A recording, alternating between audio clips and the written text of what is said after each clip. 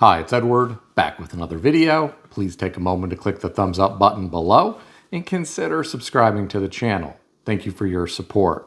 Today I read an interesting article on CNBC.com written by Anna Teresa Sola titled, "Underwater Car Trade-ins Are at a 4-Year High. What that means when buying a new vehicle." I'll include a link to this article below. I encourage you to check it out.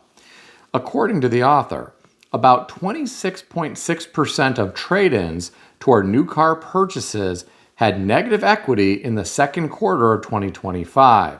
That is up from 26.1% in the first quarter of the year. My friends, this is not good news. A lot of people have to roll that negative equity into the new vehicle loan. That means they're likely to be in an even worse negative equity position for the new vehicle. Given the current interest rate environment that we are in, some people are going to have some very large payments.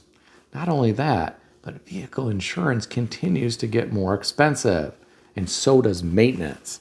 It is unbelievable how much some shops are charging for service. Getting back to the article, the author said the average amount owed on an upside-down loan in the second quarter was $6,754. Can you imagine rolling over $6,754 in negative equity to the new loan for the vehicle that you are purchasing? You just were in a negative equity position, and now you're in an even worse negative equity position. What in the world are some people thinking? It doesn't make sense. I think some folks need to consider getting back to basics. Instead of going into debt for an expensive new vehicle, they should consider finding a good, reliable, used car that they can pay cash for. But that's just what I think. And what do I know? I'm just some guy on YouTube. Getting back to the article, the author said that 84-month auto loans have become increasingly common. In the second quarter of 2025, 84-month auto loans comprised 21.6% of new auto loans. Now, get this, 72-month loans were at 36.1% in the second quarter. This appears to be the only way some Americans can afford these expensive new vehicles. You go into debt for 84 months or 72 months. Here's the problem with that from my perspective. A lot of manufacturer warranties are for 3 years or 36,000 miles. What happens when that warranty runs out and you still have a loan for 84 months? You're going to get to the point where you have to start doing some expensive repairs to the vehicle. At the same time, you have a really large vehicle loan and you're in a negative equity position. A lot of people are going to go broke trying to pay for all of the things that are necessary when you have an expensive vehicle. You have sky-high insurance. A lot of these modern vehicles have really large rims with low-profile tires. Those are expensive to replace. Some of the brakes on these modern vehicles are expensive to replace.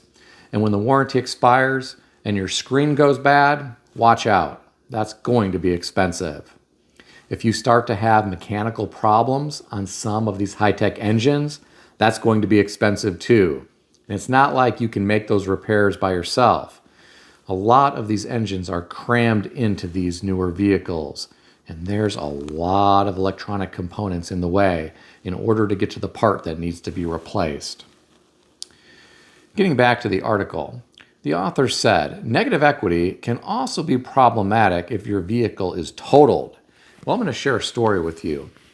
A friend of mine once bought a Dodge Ram brand new. He put very little money down. He needed that truck for work. Well, it was about 6 months or so into owning that new truck, and it was totaled. Well, the insurance company was not going to give him what he owed on that truck. He did not have gap insurance. So guess what happened? He needed to buy a new truck because he needed it for work. So he had a large payment for the new truck, but he was still making payments on the old truck that was totaled that he didn't have anymore because he still owed money on it. He learned a hard lesson. If you are going to finance an expensive new vehicle, you really should consider getting gap insurance so that doesn't happen. Every new vehicle that he has purchased since then has had gap insurance. A lot of Americans don't even know what gap insurance is, and not all dealerships share that option with customers. I think folks who are going to go into debt for 84 months or 72 months and likely will be in a negative equity position should strongly consider getting gap insurance. Understand this isn't financial advice. In my opinion, it's really common sense. I'm going to share with you another interesting story that I read today. This one was on CNBC.com, written by Natalie Wu, titled, "Americans' Emergency Funds Are Shrinking. Here's How Much They Have Saved." I'll include a link to this article below. I encourage you to check it out. According to the author, 1 in 3 Americans say they don't have an emergency fund, and the median amount Americans say they have saved for emergencies is $500. This is according to a survey conducted by budgeting app Empower in June. Well, keep in mind, this is a survey, so the results may not be generalizable to the entire American population. With that said, this is still interesting information. Imagine only having $500 in an emergency fund. If the alternator or starter goes out on your expensive newer vehicle, it's likely going to cost more than $500 to get replaced. Heck, the part might just cost $500. Parts for some of these modern high-tech vehicles are a lot more expensive than some vehicle from the 90s or early 2000s. With shop rates where they are today, you could easily pay $1,000 or more to replace an alternator or starter in some modern high-tech vehicles. I think some Americans may want to step it up when it comes to their emergency savings. Let's say artificial intelligence replaces your job. Well, unemployment checks are pretty small. Wouldn't you want to have more than $500 saved in an emergency fund to rely on until you can find a new job? I sure would. I don't know what some Americans are thinking. I think some need to prioritize saving for emergencies. Cut back on dining out. Cut back on designer coffees at the drive-thru. Cut back on going to the movies. Cut back on new clothing purchases.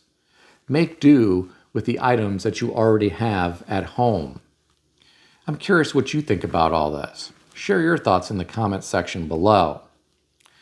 I read another interesting story today, and this one had to be the weirdest. This one was on Yahoo News, put out by the Daily Dot, and written by Anna Good, titled, "I would refuse to pay the bill.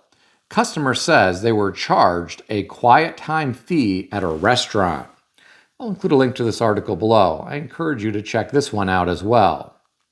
According to the author, a couple was charged a new kind of fee while dining at a nearly empty restaurant. The charge, which was added before the tip, appeared as a quiet time surcharge. So what is all of this? I'm about to tell you.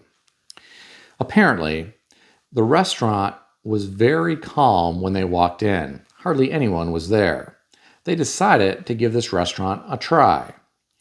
Well, after they finished eating their food, they received their bill, and there was an extra 20% pre-tip charge labeled quiet time surcharge. So they asked the server about this, and the server said, "Management says when it's not busy, you're basically getting the place to yourself. It's kind of like flying private instead of commercial." Can you imagine that? Can you imagine going to a nearly empty restaurant and then being charged this fee? because it's supposed to be some type of luxury? You would think the restaurant would be happy to see you. They would want you to be a repeat customer. If that restaurant is nearly empty, they need money coming in. I don't think they should be nickel and diming people with this type of surcharge. Instead, they should be trying to build some type of rapport with the customers so they will come back again.